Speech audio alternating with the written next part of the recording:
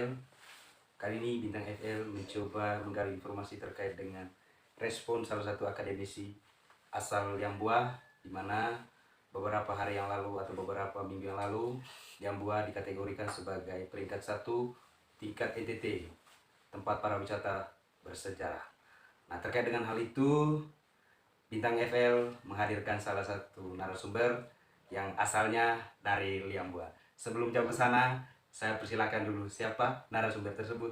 Adalah Kakak Incen. Kepada Kakak Incen, saya persilakan, siapa sih Kakak Incen? Ya, baik, selamat sore. Saya sendiri, ya, Vincent Sumardi. Ya, saya salah seorang akademisi yang asalnya dari Liang Bua. Ya, saat ini saya aktif sebagai pengajar di Universitas Katolik Santo Paulus Luteng.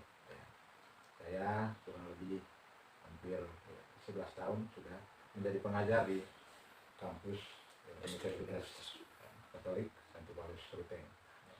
Baik, saya kira itu gambaran perkenalan saya. Baik, terima kasih Pak. Nah, sekarang kita sebelum memasuki berbicara Liang Bua secara umumnya, berikan gambarannya dulu dalam arti sejarah dari Liang Bua itu sendiri. Ya, baik, sejauh yang saya tahu bahwa Liang Bua itu keadaannya bahwa Liang Bua itu gua, ya. Gua, kalau dari segi namanya Liang Bua, ya, dipilahkan dari kata liang dan gua, ya. Liang itu sendiri artinya gua, ya. Kemudian gua itu ya, dalam itu bahasa lokal, ya. Nah, kalau diterjemahkan dalam bahasa Indonesia, gua itu secara harafiah saya terjemahkan itu gua yang dingin, gua yang sejuk, ya. Kemudian dalam cerita nenek moyang kami yang dari Liang Bua, ya, saya juga sudah dalam pembicaraan informal dengan tokoh masyarakat, ya, tua-tua adat yang atau yang dituakan di kampung Langke atau di kampung Teras sebagai bagian dari desa Liang Bua itu, bahwa dulu Gua Liang Bua itu awalnya itu dijadikan tempat anak-anak untuk sekolah, ya. Walaupun itu memang tidak berlangsung lama, dan yang sekarang masih menjadi saksi bahwa mereka pernah menyambut pendidikan itu, yaitu Bapak Lazarus Ngadut yang sekarang masih ini, ya. Beliau itu yang pernah menjadi anak yang mengikuti proses pembelajaran di Gua Liang Bua itu, ya. Kemudian dalam perkembangan selanjutnya orang tertarik mendalami, ya, karena setelah dijadikan tempat itu tempat sekolah, ya, dia menjadi objek untuk orang kunjung, ya. Masyarakat di sekitar situ, ya, termasuk warga dari desa Liang Bua mendatangi Gua Liang Bua itu, ya, tapi hanya sekedar untuk berekreasi, ya, untuk melihat bagaimana indahnya pemandangan di sana, ya.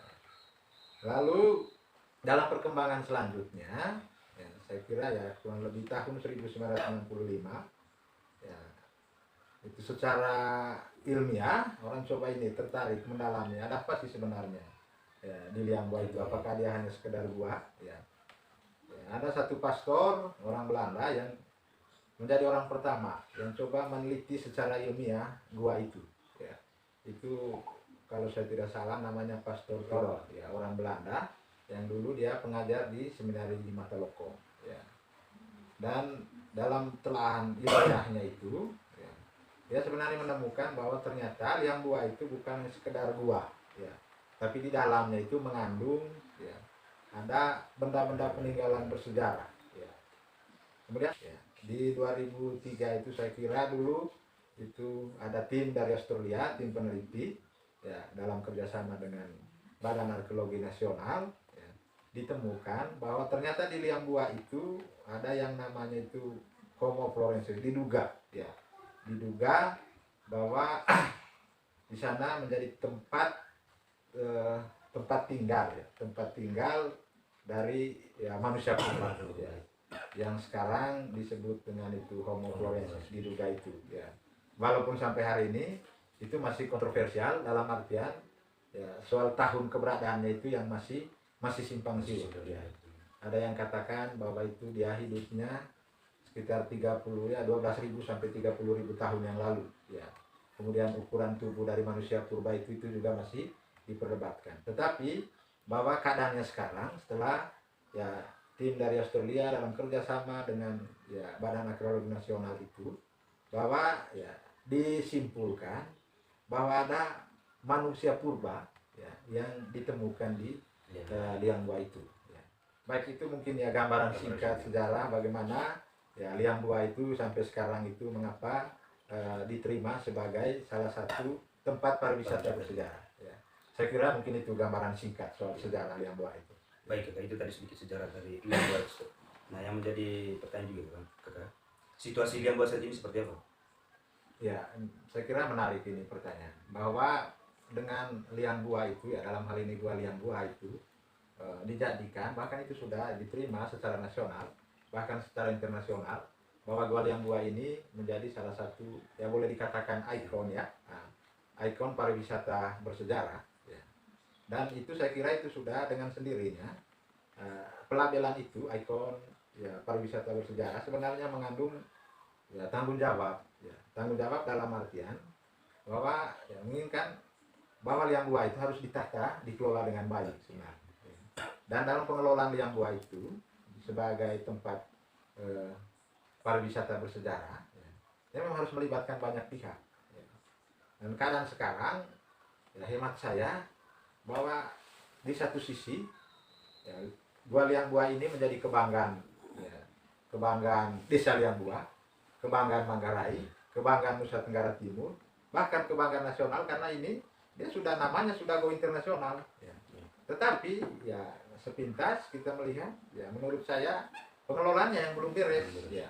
Kalau itu menjadi aset daerah, kalau itu menjadi aset desa, kalau itu menjadi aset nasional ya, seharusnya ada sesuatu yang dihasilkan dari sana. Kemudian untuk pembenahan misalnya ya, ada perencanaan lah dari desa bagaimana mengelola itu liang gua. Katakan, nah ini mungkin saya sedikit agak panjang ngomong terkait dengan itu. Kalau kita sedikit dia curi sistem pengelolaan pariwisata di Bali ya. Di Bali itu kesan saya, nah saya kebetulan 2 tahun di Bali itu, ya. Kesan saya bahwa di Bali itu mengapa pariwisatanya maju karena pengelolaannya berbasis budaya juga. Nah itu mungkin juga yang perlu diperhatikan oleh pemerintah desa. Pemerintah desa di sana bagaimana mengelola itu supaya kedepankan budaya. Lalu juga gali apa sebenarnya yang menjadi potensi dari masyarakat lokal. Tinggal ditata, misalnya kalau situasi di sana, misalnya dari arah barat ya, sebelum ke sana, kira-kira misalnya ya taruhlah 500 meter sebelum masuk ke gua dari arah barat ya, orang sudah berhenti di situ, tinggal berjejer itu bagaimana ya orang mungkin yang punya ini potensi ada ubi, ada jagung, ya itu ditawarkan, ya disiapkan lapaknya, dan itu harus dikelola oleh pemerintah desa. Nah, kemudian dari ya pemerintah kabupaten, pemerintah daerah, saya kira hal yang sama juga. Bagaimana ya, pemerintah daerah itu punya perhatian, katakan ada sedikit alokasi anggaran untuk menata pariwisata itu. Artinya kalau itu ditata dengan baik, ada sedikitlah income-nya untuk desa liang gua. Ya. Kemudian perhatian terhadap infrastruktur ke sana itu juga menjadi, saya kira menjadi catatan yang perlu diperhatikan oleh pemerintah. Ya. Artinya ditata dengan baik, ya, dengan memperhitungkan bagaimana bahwa itu aset orang liang gua juga. Nah, itu ya harus ada sesuatu yang orang liang gua dapat dari gua liang gua itu sendiri. Itu mungkin ya harapan saya untuk kedepannya soal gua liang gua sebagai aset wisata bersejarah. Ya. Apalagi kemarin itu sudah dinominasikan, dinobatkan sebagai yang nomor 1 ya, tempat wisata bersejarah. Nah, saya kira bukan hanya di lingkup Nusa Tenggara, tapi di secara nasional ya, tingkat nasional. Baik, terima kasih Kak. Itu tadi terkait dengan arahnya. Nah terakhir kami minta kritik dan sarannya, baik kepada masyarakat sendiri, kepada Pemdes, dan kepada Pemda. Baik, kalau masyarakat ya satu saja yang ini ya, pertama ya memang sumber daya manusia juga saya kira yang perlu diakui ya, sumber daya manusia ya, masyarakat lokal khususnya Gua ya kasarnya ya itu hanya belum menyadari itu ya, mau dikatakan ya rendah sumber dayanya juga salah, sumber daya manusia salah, tapi ya bahwa ya, masyarakat setempat juga termasuk saya sebagai ini ya baru menyadari ternyata liang buah itu menjadi aset berharga. Ya. Harusnya yang mempromosikan itu kan ya, pertama itu harus masyarakat lokal sendiri. Ya. Belum ada kebiasaan misalnya di sana itu orang kalau akhir pekan mengunjungi liang buah, orang masih disibukkan dengan ini ya, dengan pekerjaan rutinitas harian mereka, yang bekerja di ladang, ya ada yang ini akan menjadi buruh harian, ya hanya orang belum menjadikan itu dari masyarakat lokal sendiri sebagai tempat wisata yang sebenarnya itu katakan itu sebenarnya menjadi rangsangan untuk yang lain supaya ramai-ramai mendatangi liang buah. Nah, itu untuk masyarakat. Artinya belum membiasakan, belum terbiasa dengan kebiasaan orang itu berpiknik ke tempat wisata pada akhir pekan. Ya. Misalnya saya bayangkan kalau orang ramai-ramai dari Kampung Langke, ada kelompok yang tiap hari Sabtu atau Minggu orang menikmati liang buah sambil makan bersama di sana. Dan kalau itu diviralkan ya orang, oh ternyata liang buah begini. Ya, itu salah satu kritikan ya untuk masyarakat. Kemudian untuk pemerintah, baik pemerintah desa maupun pemerintah daerah, pertama lagi bahwa itu perlu ditata dengan baik dan pengelolaan itu butuh anggaran. Saya kira pemerintah desa bisa menganggarkan dari dana desa yang ada untuk pengelolaan pariwisata. Karena itu potensi, ya itu sumber daya alam, ya itu sumber daya yang dimiliki desa. Ya. Dengan cara apa saja? Saya kira misalnya pariwisata yang edukatif.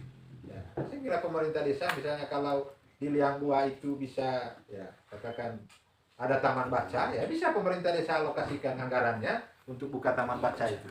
Karena saya kira sumber daya manusia untuk mengelola taman baca itu liang buah, dan orang liang buah sendiri itu cukup banyak. Ya, bukan mau ini. Kalau dari aspek itu yang sarjana dalam tanda petik, ya saya menyampaikan tidak membandingkan dengan beberapa desa lain yang di Rahung Utara. Kalau saya bandingkan, ya di liang buah itu menjadi salah satu, ya mungkin nomor satu lah untuk di Rahung Utara yang banyak cetak sarjana. Ya, itu. Minta maaf mungkin ini tidak membandingkan, tapi ya itu yang saya lihat sepintas. Nah, kalau itu bisa ini kenapa tidak ini? Itu untuk pemerintah desa. Demikian pula yang untuk pemerintah daerah itu lagi-lagi ya kelola dengan baik itu aset liang buah. Ya. Lalu ya kelolanya itu bagaimana? Saya kira penganggaran itu harus jelas. Ya. Kemudian yang kedua, bagaimana infrastruktur menuju ya khususnya jalannya, jalan raya menuju tempat wisata itu harus baik. Kemudian ya fasilitas-fasilitas lain, misalnya listrik. Ya, di liang buah sendiri sampai saat ini belum ada listrik. Ya. Nah, harapannya bahwa pemerintah karena ganjil, dia sudah menjadi ikon, tapi fasilitas untuk membuat orang itu rasa nyaman, ya, ke sana itu tidak ada kan ganjil. Ya. Mungkin ya misalnya sekarang harus perkuat lagi jaringannya, jaringan internet ya. Saya kira itu harapan supaya itu memang dari kelola dengan baik. Baik, terima kasih Kakak. Itu dia terkait dengan respon akademisi dari liang buah, di mana liang buah dikategorikan sebagai peringkat pertama tingkat ETT para wisata bersejarah bahkan tingkat nasional. Terima kasih Kakak sudah berkenan bergabung bersama kami. Sekian dan terima kasih. Baik, sama-sama. Terima kasih juga sudah ya mempercayakan saya menjadi salah satu narasumber yang walaupun dalam pembicaraan tidak terstruktur tapi ya bahwa saya senang karena bisa jadi ini menjadi salah satu media untuk memperkenalkan liang buah ya ke publik ya secara lokal, nasional maupun secara internasional. Baik, terima kasih Kak. Demikian jangan lupa like, subscribe dan komen. Terima kasih, selamat sore.